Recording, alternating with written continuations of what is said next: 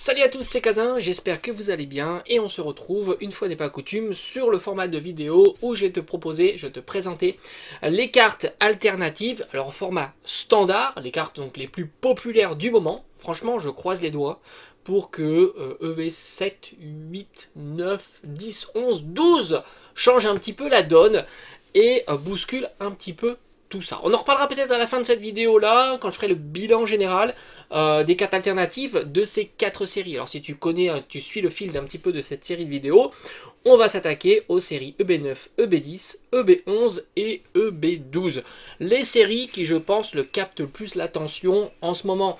Tant tu peux voir que les displays commencent un petit peu à progresser, mais aussi la disponibilité en boutique via tout un tas d'items en recyclage. Hein. Tu trouves du Star étincelante souvent un petit peu partout, et puis on a eu en plus du Origine perdue via les tripacks chez Aldi, et à mon avis, je pense que ces séries-là, on va les revoir encore dans les mois, voire même dans les années à venir. Hein. Je pense que c'est quelque chose qui est assez réaliste. On a l'habitude d'avoir ce genre de choses, mais c'est vrai que étant donné que ces séries sont plutôt recherchées en ce moment, étant donné que Écarlate et Violet est plutôt mis de côté, j'aurais dire quasiment l'intégralité des séries de Écarlate et Violet, par conséquent, l'attention est plus captée sur ces séries-là. Donc on va commencer par Star étincelante, on va faire par ordre de chronologie des sorties des différentes séries, et on va voir, donc là j'ai sélectionné 2 cartes et tu vas voir qu'il y a une grosse différence entre ces 2 prix. Alors j'étais assez surpris, hein, je t'avoue que ça fait un petit moment que je regarde pas les différents tarifs hein, de ces cartes là, parce que pour moi elles sont hors budget, voilà, à moins de tomber en vide-grenier, et il y a des prix sympathiques, je mets rarement ce genre de budget sur des cartes récentes.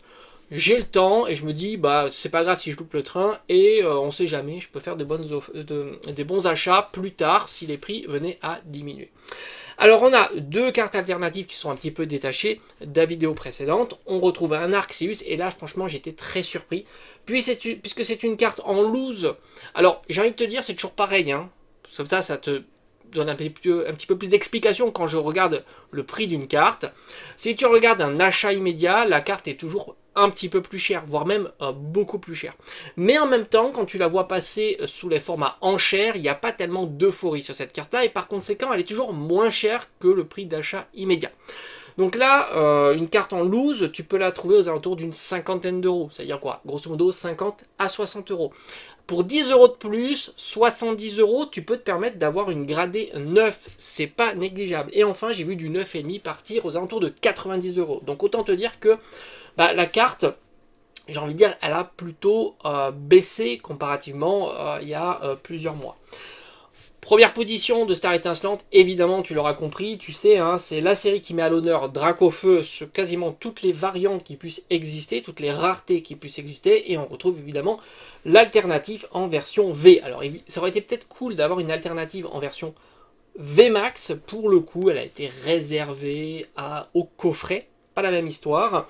Et là aussi, j'étais plutôt surpris. Tu peux faire de bons achats en format enchère, où tu peux taper la carte aux alentours de 180 à 200 euros. Sinon, globalement, cette carte en achat immédiat se situe plutôt aux alentours de 200 à 250 euros. Donc elle aussi, elle est plutôt sous pression. Mais c'est vraiment la tendance actuelle. Les cartes pâtissent un petit peu plus, voire même beaucoup plus, suivant les formats de cartes, que le scellé, qui est très tendance. Voilà, c'est comme ça. C'est un peu une on va dire, particularité de l'époque où l'on est. Alors, pendant la hype, les deux étaient tendance, hein, que ce soit le prix des cartes, mais aussi le prix du scellé. Mais c'est vrai que maintenant, on n'est plus dans ce pic de hype. Le scellé est toujours tendance. Là, il n'y a pas de souci sur le scellé. Tu le vois même sur des séries très récentes. Mais les cartes, elles ne sont absolument plus tendance. Peut-être certaines cartes très exclusives ou très rares. Or là, le format est oui, évidemment, très rare. Oui, évidemment, très convoité. Mais en même temps, il y a tellement d'annonces que la disponibilité est telle que il n'y a pas de phénomène de rareté sur ce genre de cartes. Et d'ailleurs, c'est assez cocasse puisque tu retrouves des promos qui sont pas très vieilles, de coffrets de 2020 par exemple, beaucoup plus chers que ce genre de carte-là, alors que les promos à l'époque, c'était plutôt très simple à avoir. On continue avec Astre Radieux. Là aussi, j'ai sélectionné 3 cartes, et curieusement, c'est assez fou, t'as quasiment aucune grosse carte dans cette série, même le Macogneur a pris une sacrée claque. On va le voir. Alors, un Dialga, c'est la carte la moins chère dans le top 3, on va dire, de cette série-là, et elle tourne aux alentours de 50 €. C'est toujours le même process, en enchère et en achat immédiat. Achat immédiat, systématiquement, un petit peu plus cher qu'en enchère, et là aussi, tu peux faire de très bons achats, très bonnes affaires. Tu retrouves aussi le Palkia, donc évidemment il y a le duo de Palkia-Dialga, et le Palkia est un petit peu plus recherché certainement, ça se situe aux alentours de 60 €, mais là encore une fois, à 70 € tu peux avoir du PSA 9, donc c'est pas négligeable, enfin en tous les cas il y a des PSA 9 qui sont partis à ce genre de prix, et tu peux avoir du 9,5 aux alentours de 90 €. Donc moi j'ai envie de te dire, si c'est les cartes que tu recherches, autant plutôt privilégier des cartes gradées, comme ça t'as pas de mauvaises surprises sur l'état de ta carte. Après, si ton objectif c'est d'avoir la note maximale, là c'est plus compliqué évidemment, mais c'est toujours le risque que tu prends quand tu achètes sur internet et quand t'as pas tout simplement la carte entre les mains, hein. Ça c'est assez sûr.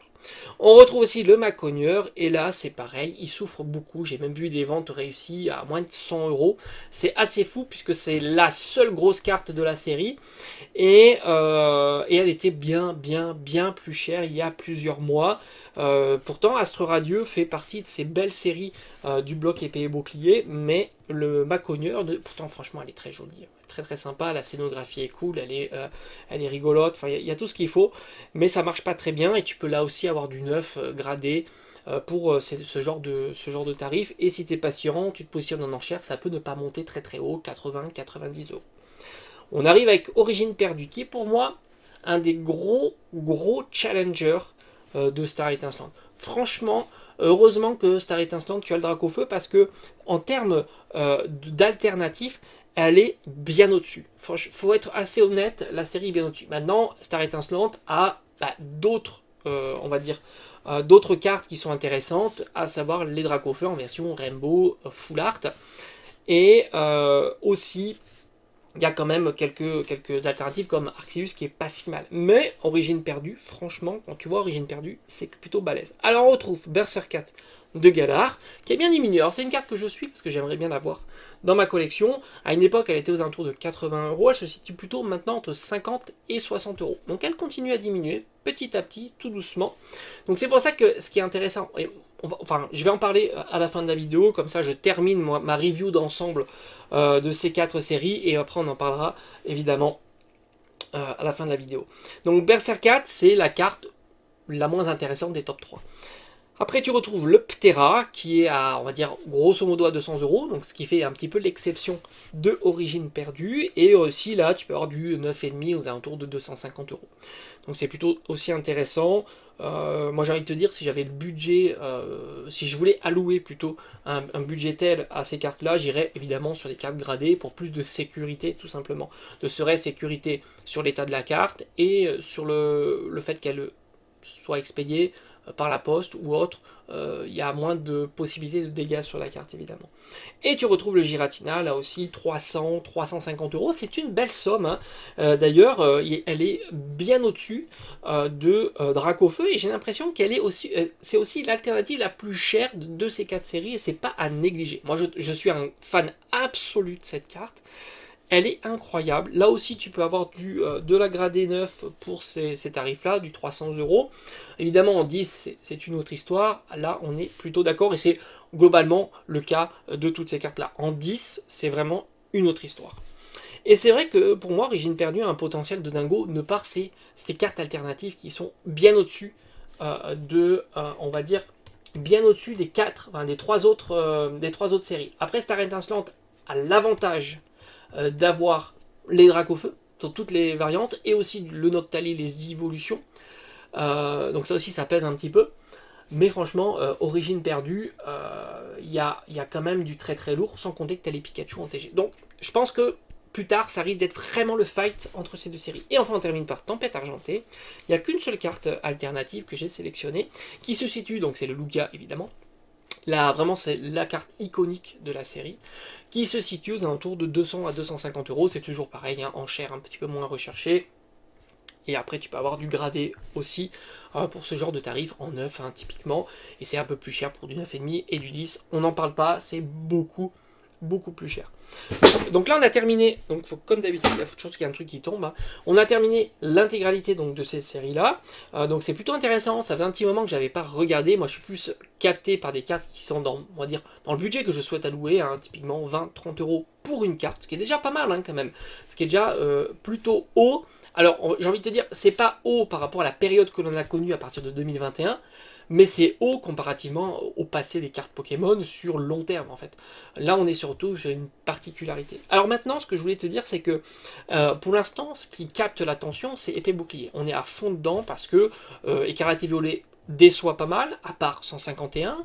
151, maintenant ça y est, il a bien progressé en termes de scellé, hein, tu l'as vu, il y avait une déconnexion, on l'avait suivi ensemble sur la chaîne, déconnexion qui n'a pas duré. Déconnexion dans le sens où les cartes, comparativement aux autres séries, d'ailleurs les cartes ont bien progressé, on avait des full art à 40 euros, ce qui était assez fou, mais le scellé restait en deçà. Je me souviens, hein, je t'avais dit, j'avais fait beaucoup de vidéos disant c'est pas logique, le scellé soit il doit monter, soit les cartes elles doivent diminuer. Et à un certain moment, bah, le scellé a monté. Alors bon, je pouvais pas savoir lequel allait se faire, dans quel sens ça allait se faire, et le scellé a progressé. Donc 151, du coup, le scellé a fortement progressé, donc il se passe moins de choses sur 151, parce que bah, un coffret, typiquement, c'est 50 euros. Hein, ça veut dire que tu as 12-13 euros du booster. Donc ça a déjà bien progressé. Et ça va certainement continuer de progresser, puisque les cartes sont toujours très très chères. Même avec des boosters à 10-15 euros, j'ai envie de te dire, c'est beaucoup plus intéressant que d'autres séries dont les boosters sont quasiment à ces prix-là et qui ne proposent pas des cartes et des full art à 40 euros,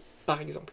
Donc c'est vrai que l'attention est assez captée sur ces séries-là qui sont des intermédiaires, les boosters sont encore raisonnables, de épée et bouclier.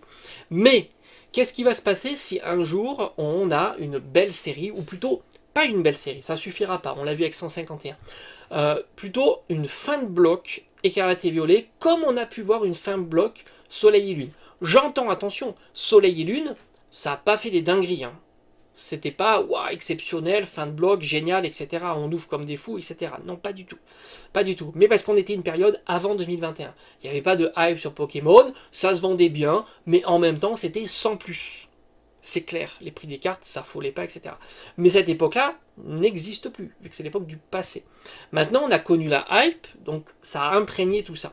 Si on devait avoir on va dire un nouveau format de carte, aussi sympa comme on a pu voir les escouades alternatives, avec évidemment pas les escouades alternatives, et encore, si on fait du EV 7, 8, 9, 10, 11, 12, avec ne serait-ce de l'escouade alternative, c'est possible que ça suffit.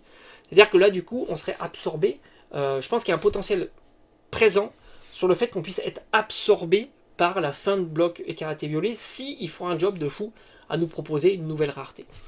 Et du coup, épée bouclier sera peut-être mis un peu plus de côté, spécifiquement, je dis pas sur le scellé c'est vraiment particulier, parce que le scellé c'est particulier, c'est une branche un petit peu à part maintenant, quand tu vois en plus le scellé sur le très long terme, avant tout le monde s'en foutait, en 2015, 2016, 2017, 2018, etc., le scellé tout le monde s'en foutait. Et du coup, le scellé, je pense que ça ne bougera pas. Mais le prix des cartes, c'est pas impossible que lui, il bouge. Sans compter qu'il y a de l'ouverture sur du scellé avec les box breaks. C'est-à-dire que tu as énormément de ces séries-là qui sont ouvertes tous les jours. Donc il y aura énormément de cartes qui seront revendues. Ça, c'est assez sûr parce qu'il y a les box breaks. Donc tout ça est plutôt intéressant à suivre. Donc peut-être que les cartes continueront à diminuer sur ce format-là. Surtout s'ils nous produisent un nouveau format très populaire. Allez, je te dis à bientôt.